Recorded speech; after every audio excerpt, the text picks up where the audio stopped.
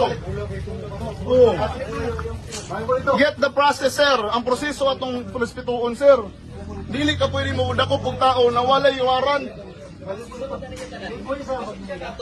Dili lagi pwede, sir. Wala man may warrant, boss. Asa man yung warrant, chef? Asan yung warrant? Asan yung warrant, chef? Asan yung warrant? Oh. Katawan sa Tarragona, paminaw mo. Gidakop nila ang among mga tao na walay warrant of arrest. Ikaduha, walay complainant. Gipanguntanan ako, unsa ang basihan sa pag-arrest? Ano siya? Mubaba pa ang complainant. Kana ba ang proseso? The process is clear. You have to file a case, preliminary investigation, warrant of arrest. Oh, matanog. Oh, matanog sir, matanog. Oh. Okay lang sir? Okay lang, anak ko. Ano ang mga conception? Ano pangawid? Ano pangawid? Ayaw na, sir.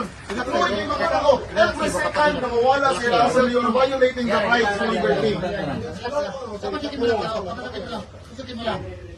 Every second na ma-violate ninyo na, sir, is a violation of the rights. Ano sir? Oh. Dili pwede. Ilang panggunit, ilang panggunit, ilang panggunit.